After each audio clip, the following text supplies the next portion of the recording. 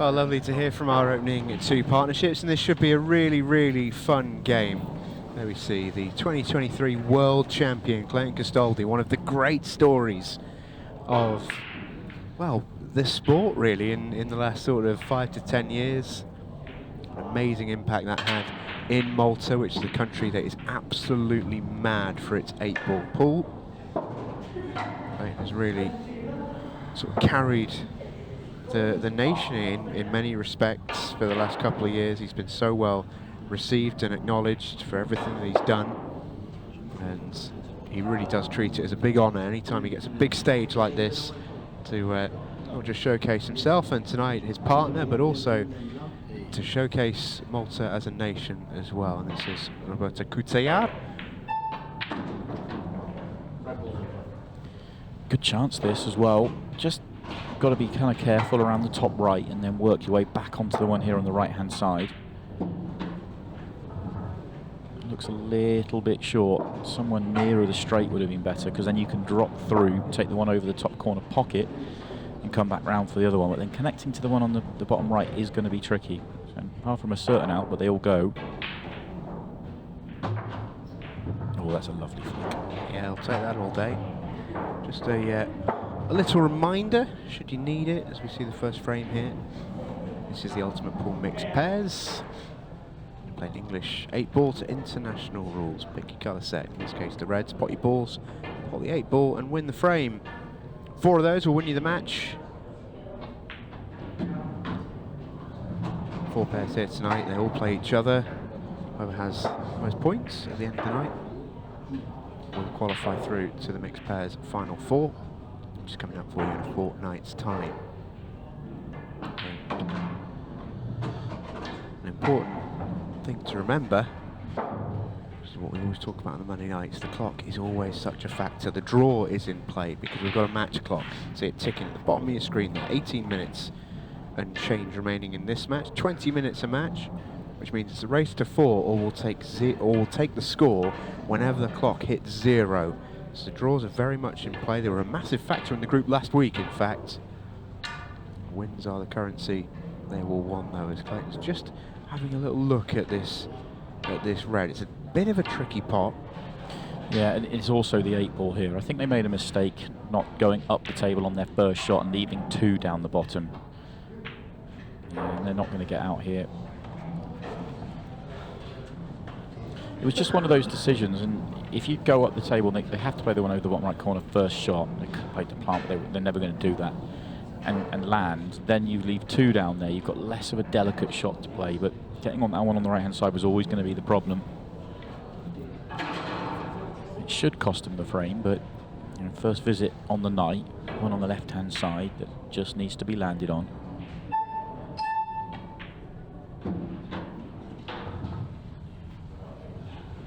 Well, that's a pretty poor opening shot from Cleve, in all honesty. I think he should have swung the cue ball wider, right? He tried to check it up, and it just didn't grip. I think he should have played it 2 cushions and round, either onto the one on the cushion or played on the one inside it. Could have done, you know, depending on how they're feeling out there, could have even left the angle just to bump it over the middle. Oh, it was a missable little cut. How's the cue ball? Oh, it's come to their rescue.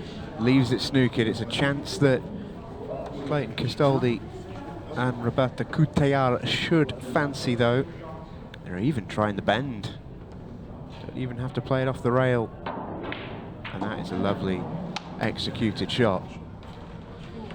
But 8 balls in the way for the 1 cushion, so swerve the best option.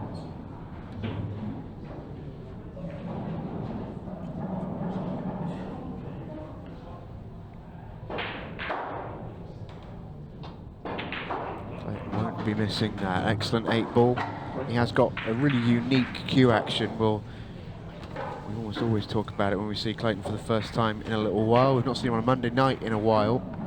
Because of his technique, it was a foul, but yeah, it works for him pretty much regularly. Oh, Cleve. Full teapot for Cleve Thompson. I've not seen Cleve break like that before in English pool. Well, that is an American break, isn't it? Yeah, and that's why I was saying it like that. So what's happened there is he's gone for the loop bridge, which is quite common in American pool, and obviously Cleve now spends a lot of time in America. But that made the cue go an awful lot higher, and he's digging down on the ball. So the cue ball's bouncing down the table, and it catches that front ball on the hop. It's going to jump off. That doesn't happen in the same way with the bigger balls. And the important thing to remember when you jump the cue ball off the table on the break is it's not just cue ball in hand behind the line, it's cue ball in hand anywhere on the table. It's a huge advantage to come to the table with, and that's exactly what Clayton Castaldi has to deal with here. So it's a big area, you have to say, from Cleve Thompson. Yeah. Also, first time, what are we now on, week 4, 5 now of the mixed pairs? Yeah, in total. It's the first time I've seen the male player go first on the right-hand side of the arena, so this might be a tactical ploy from Kerry and Cleve. You're on the right-hand side of the matches are predetermined, so you play player 1, player 2, and then you reverse if you're on the right-hand side of the arena after the second Scotch frame. So I think the plan here is to try and get Kerry into play more, as in try and get her second individual frame in play.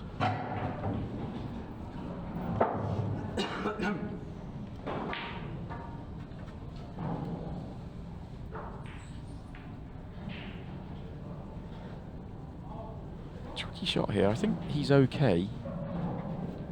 If he's dead straight, he needs the red to go top right. If he's got a little angle, he might start for the one by the yellow. He does have that little angle. No, he was dead straight, so that's fine. And this must go. But that was a really good shot to see that little pause he has on his stroke.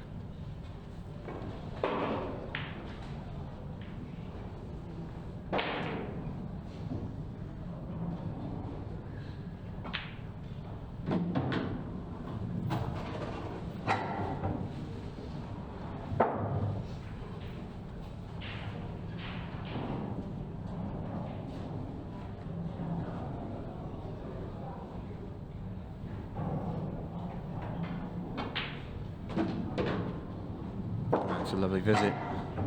Tidy, classy run to the table really from Clayton Castaldi. In flies the 8 ball, 2-0 lead. Nearly went in off, but in the end worked out okay, and this is a layout you could get very excited by. Actually could go both ways here. The yellow by the 8 ball goes, and I love the yellows, but I don't think it does. I mean, it goes right centre, but I'm talking about bottom left corner. And I think it's going to be the reds. Yeah, but the reds are all fine. A little bit short. If she comes back up an extra foot, gets straight in, the yellows aren't in play, you can just top out, do the 2 at the top and then come on down. So where's this going to end up? Yeah, that's not bad. If the red to the left of the 8 ball passes to the corner, you take that one to get back in line. You could even deal with a 3 at the bottom and then go up the table, because access to the 8 ball from high isn't a bad option. So you could deal with the 3 down the table. Yeah, we see a lot of this in the mixed pairs. It's a team game. Clayton up out of his chair to help.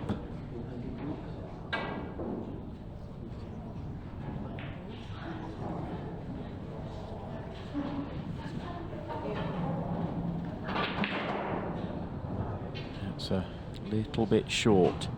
Second prize if this red goes top right.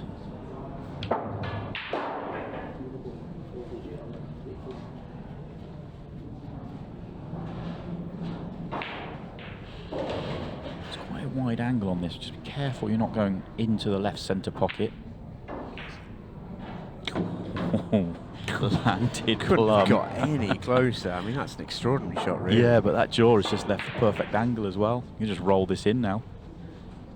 And you can spin it around 2 cushions and got quite a big target to land on that 8 ball then. Clayton's asked to go up past the straight, which works as well. Don't go too far. Don't go too far. Mr. Pot anyway.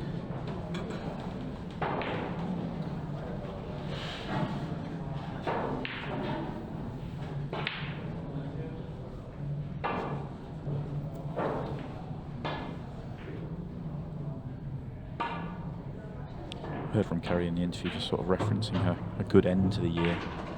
She's a fantastic player. Didn't show too much till the end, but I think she'll take a lot of confidence from the way it finished. Excited already for next year, no doubt. Yeah, and you mentioned it really in the pre-build up to this match. You know, it's almost become a real talking point for Griff, and she's aware of it as well as her friends are aware of it. And as we know, the women on the tour give each other more stick than anybody could ever possibly, and Griff's sort of record under the big stage is one that she's constantly looking to improve.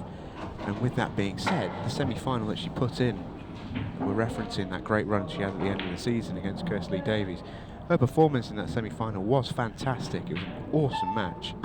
They both played to a really, really high level, and that was a good example of Kerry showing not just us but herself that on the big stage, under the lights, in front of the cameras, she is capable of playing her level, which is very good. Yeah, agree completely. People that play Kerry in practice in other tournaments kind of talk about how well she plays, and then we see her go out there and doesn't quite deliver what she knows that she can do. So it was nice to see her to finally sort of start to deliver that. Immediately a shout of good shot from Cleve, straight in the heart of the pocket, and this is going to be a beautiful counter clearance. Yeah, love that shot. It's a very good bump that she played, actually.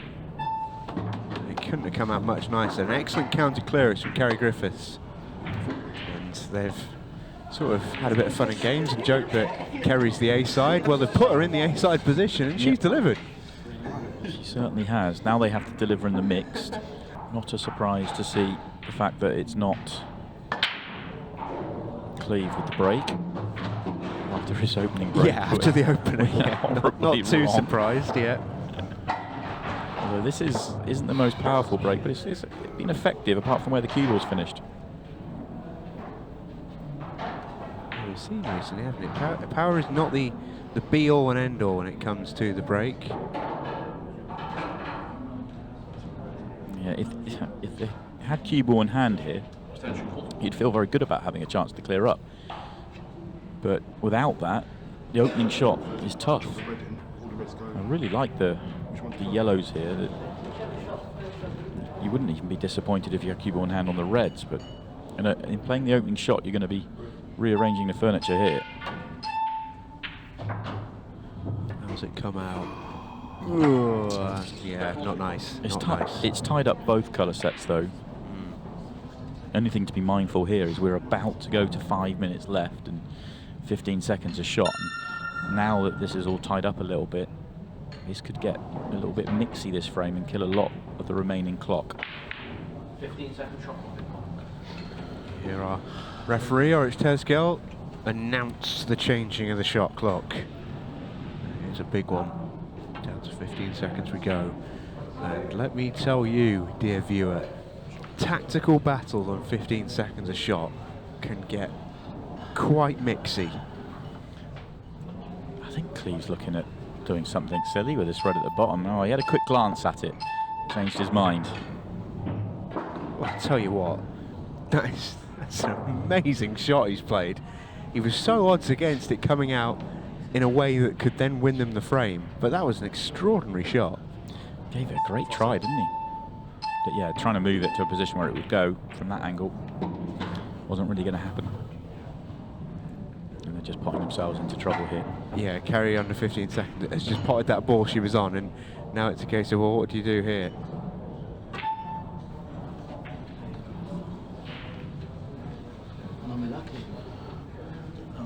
Turn the table over. Ask the Maltese team a question. I don't think they're going to pull back here. It's time just to go and mop these up. It's an excellent opening pot. Second one's not simple. Yeah, it's not. So they might have, well, they will have to pull back, you'd feel. Could play the plant. Is it worth it? Cuba would be running away from everything. Yeah, just putting the yellow on top of the red. No effort at the plant there. That was just, let's keep it really messy. The all the lights is frozen.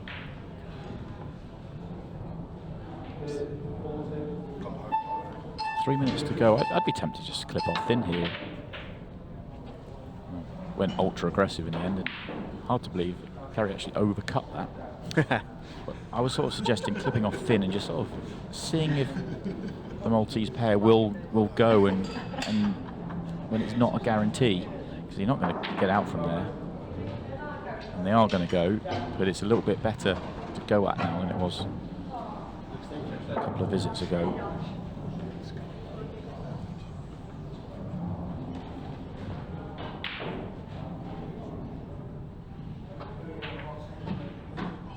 Oh, that secondary nudge was delightful for them. If the cue ball misses the yellow there and the yellow ends up middle of the bottom cushion, they've then still got to play a shot. Now it's just drop them in. Connections are simple.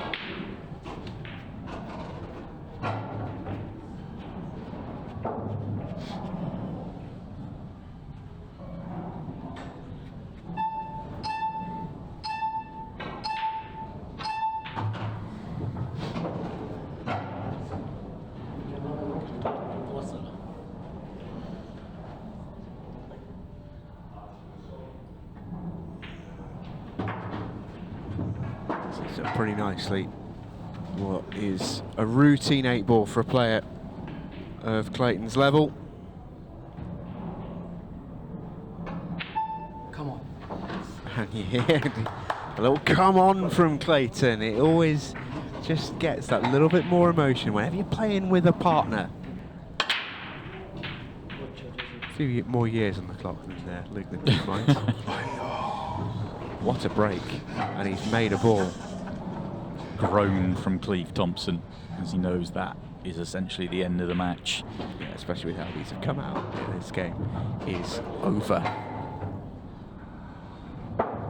Good to see Clayton come out and play some good stuff. Was it Gary Carey played within the pairs, and they just had a night to forget where everything and anything they tried went wrong, and their opponents went brilliantly against them. Yeah, it couldn't have gone much worse for them really that evening. But he played on this table a few days ago on Friday against a former world champion in John McAllister and unbeaten. John McAllister eventually ran through to the semi-finals of the Pro Cup from the loser's side, but Clayton Castaldi bumped him to the loser's side in round one with a fabulous performance. Just shows the level that he's playing at, and he's wanting to win this on the scoreboard and not with the clock, and he's going to go pretty close to doing just that. Just have a check of the clock to make sure he's got the time to play these two shots. He does, and it's 8-ball for a 4-1 win.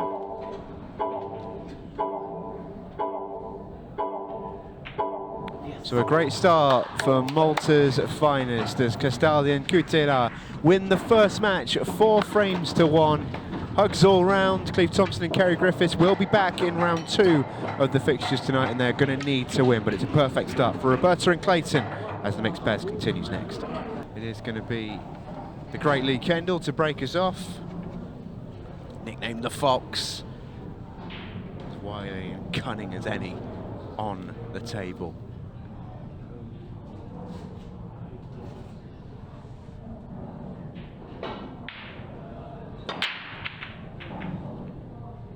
Pretty good cut break that from Lee. It's going to bring Jodie out of her chair and to the table with him. As you heard from Jodie in that interview, she sort of put her cue away a little bit in recent years, and sort of a big step out for her tonight. Very, very handy player. Doesn't play too much, certainly not on a circuit anymore. They do have a table at home which sees a little bit of practice every now and then just to keep her arm in, she says, but not too much. But I'm sure there's been plenty of practice from her side ahead I was tonight. gonna There's say, a few nerves. I'll be willing to bet that the one member of the family that doesn't play on that table very often is Lee himself.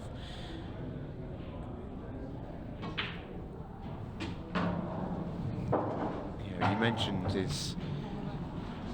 what he prioritises it on the table now is more the international side. He is still the England captain.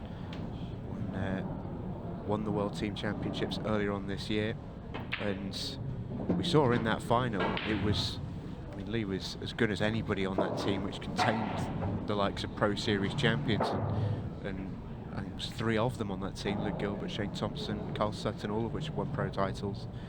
And Lee just as up there as anybody, potting crucial balls and taking crucial frames. He really does put the time in ahead of that big event. If he wasn't the Ultimate Pool CEO, no doubt he would be an Ultimate Pool professional. Yes. That's kind of worth pointing out. He's absolutely that level of player. Obviously, commitments away from the playing side kind of limit him from being able to do that, but make no mistake, a very, very serious player. Float the gap here would be perfect. Yeah, nice. Great shot.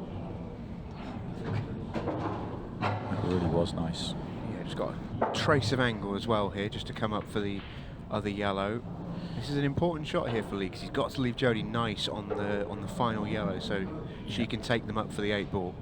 I quite like going quite high here and not trying to drop it in and leave short of straight. I like going past it.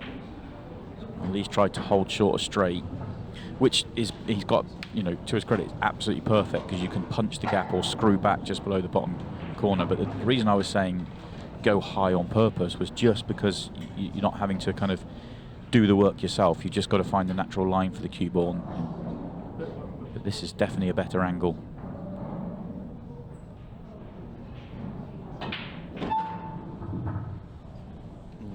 Ooh, as they got there, just, I think. Yeah, the problem with the shot was it was perfect. You had just enough, but then it comes down to a feel shot. You've got to feel the stun on there. You've got to you can widen the angle, depending on where you strike the cue ball. But just a little high on the cue ball there. Yeah, just a touch. Still on it though. Yeah. It's the important thing. Fancy Lee for this. Ooh, Lee. Is he going to get there? No. So an early chance to counter for Emma Parker and Sean Storey.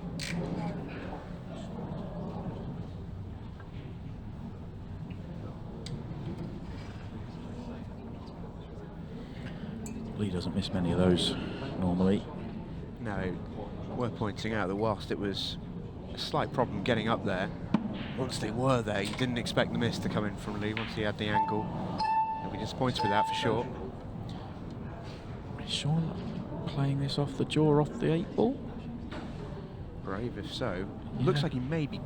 Yeah, he is. Yeah, it just gives a Lovely shot. little bit more control in the finish. Could have clipped the one along the bottom cushion. Didn't necessarily need to take that one in there, but it sort of got them in line the best way. That was a nice shot.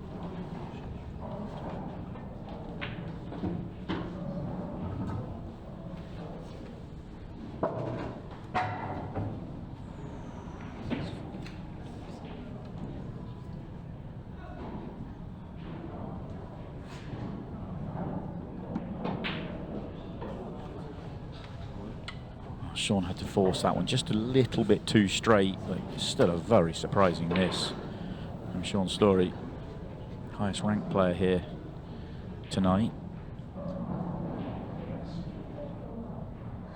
This will make Jodie feel a whole lot better if she can punch this one in. Never in doubt. A little pat on the back from Lee as well. Yeah, she can have a little bit of stick with Lee as well. Said, see, putting the 8 ball's easy, isn't it? Yeah, she will as well. Pumped it in. It's a good break this from Emma. It is.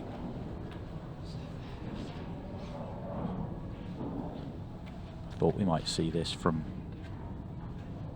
one of our pairings tonight. Mentioned that the order they played in the first match with Cleve and Kerry. Sean Storey, normally, the normal MO is you put your number 1 player first out if you're on the left-hand side of the arena. Obviously, Sean's not just the number one in his partnership, if you like. He's the top-ranked player on show tonight. He's gone second. Interesting decision. And trust me, that will be by design. He's absolutely weighed the odds and decided that's the right way to go.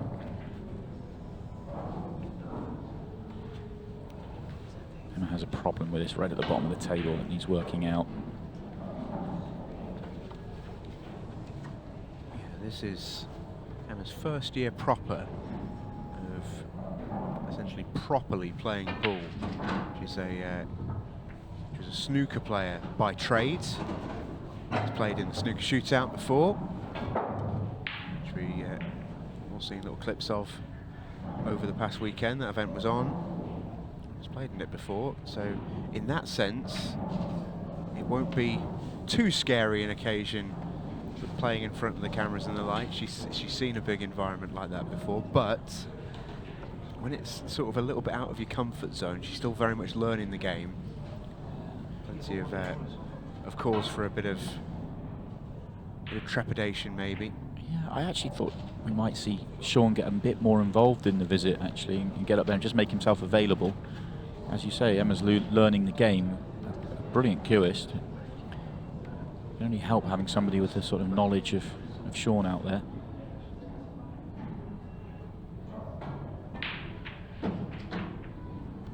That'll do. That's nice. A couple of cannons, but this red goes top right.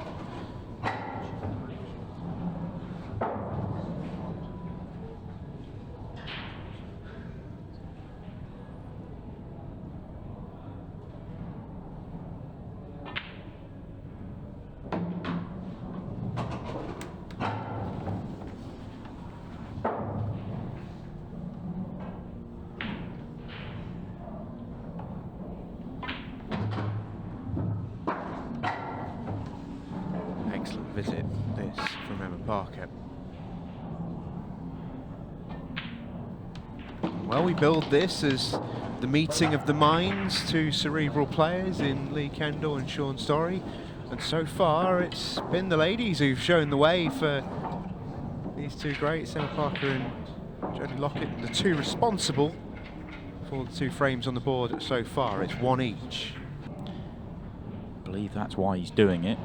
He's got to get to the table. And he might not with that break.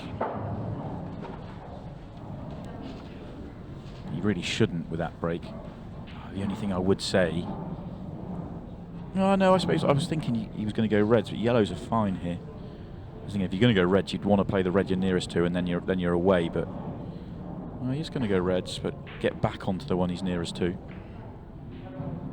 Could do that straight away if you wanted. Just going to go inside. Yeah. Red balls. If you're deep in the match, you might have been tempted, or if you're one turn straighter on it, you'd almost certainly been tempted. It was just a little bit too close and too much angle. You could just, I mean, it's not really a problem because you can connect it to a few different balls, and it could even be your last ball for the 8 ball. The reason that Lee grimaced is he wanted to be on the red by his hand, and he's not. Either that or he was trying to get straighter in the middle of the table, but he was in between.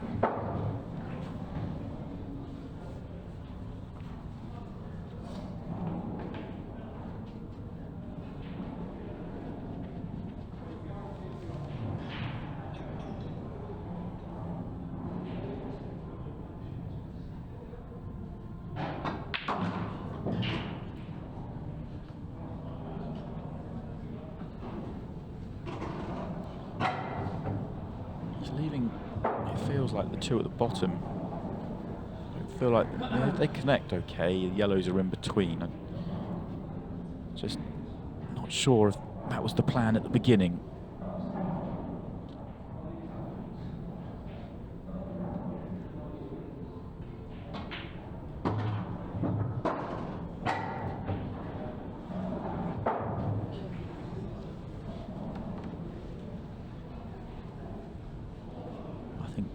Lee's been pretty much a couple of rolls out of where he wanted to be, all the way through this visit, but he's played a good area, so he's always had choices.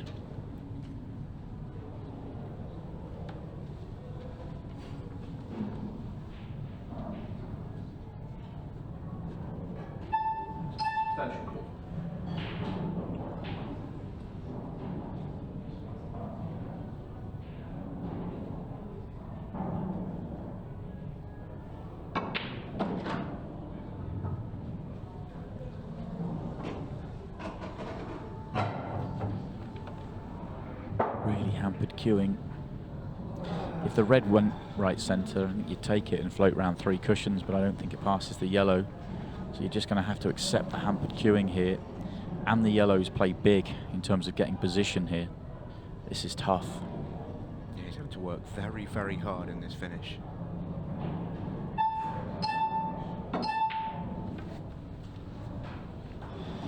And he wouldn't have been on the red anyway. I feel like that went wrong, really. Lee's normally so good at just controlling and making it look simple. I think it probably went wrong from the first shot, and he was always just chasing and trying to get back into position, and he was never able to really pick his pattern. It was more trying to get back in line.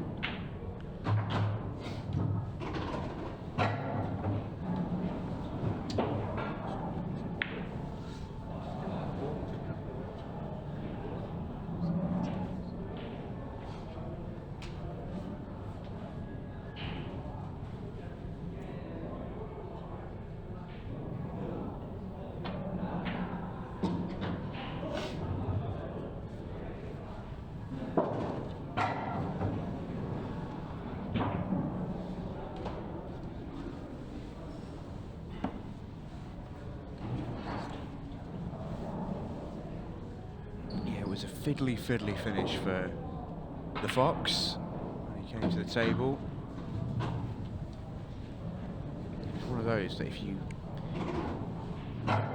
stay in good position all the way through, it's a finish that can be made to look very, very easy. But as soon as he was a little loose, and it didn't take much, it's so hard to wrestle that finish back. Yeah, it ended up being a really difficult one. Yeah. It's a real margin sort of finish that.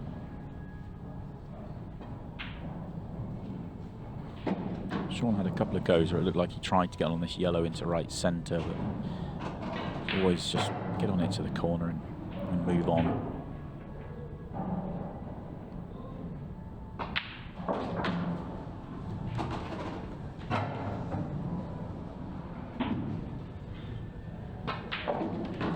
Never in doubt. Lovely finish from Sean Story.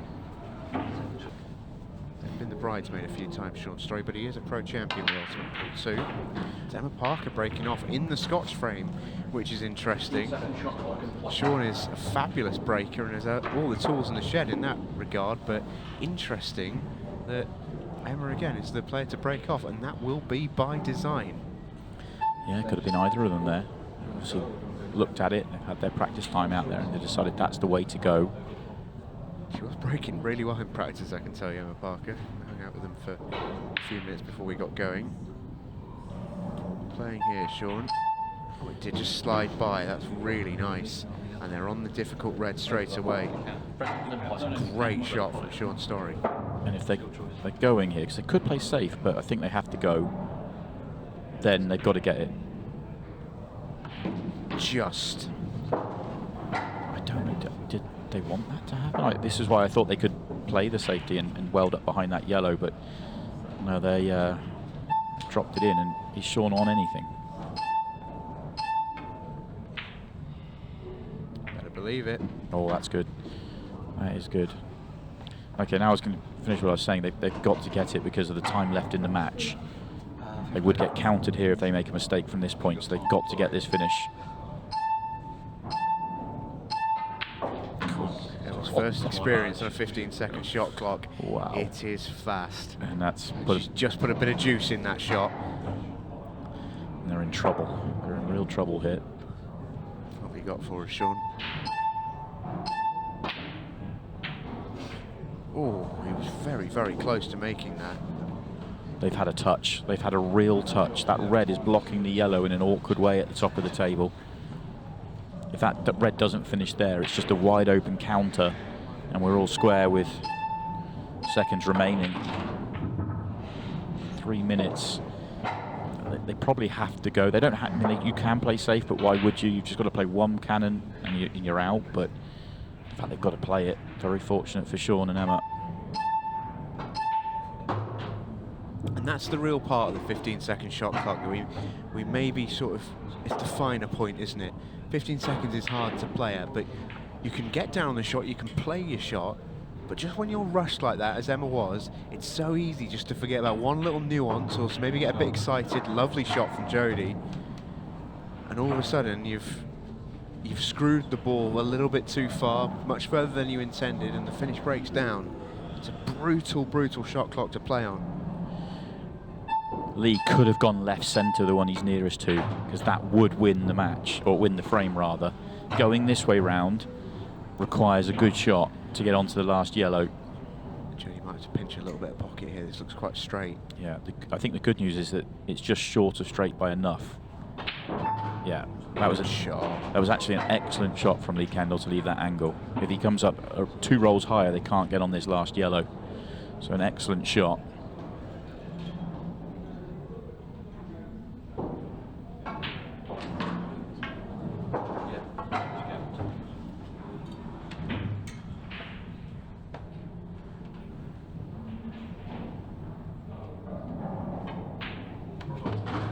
What a good counter clearance from Lee and Jodie to square things back up, and this is right in the balance. 1:29 left on the match clock. This will be the deciding frame, and this was the thing that you mentioned earlier. This was the gamble that Sean took.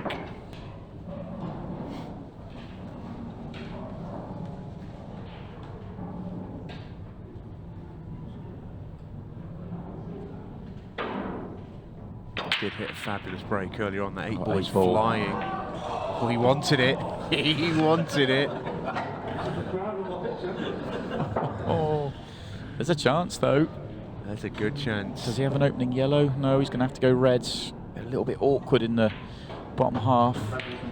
Fox is looking to become the fleet fox here. Needs to be quick. Minute left. This was how close the 8-ball was. That was tracking all the way. The red actually goes, but I think the plant is the shot. Yeah. Hard to get nice on the red in the triangle area.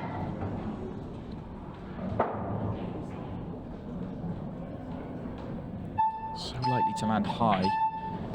He's come the other way, to a little bit of side to get low.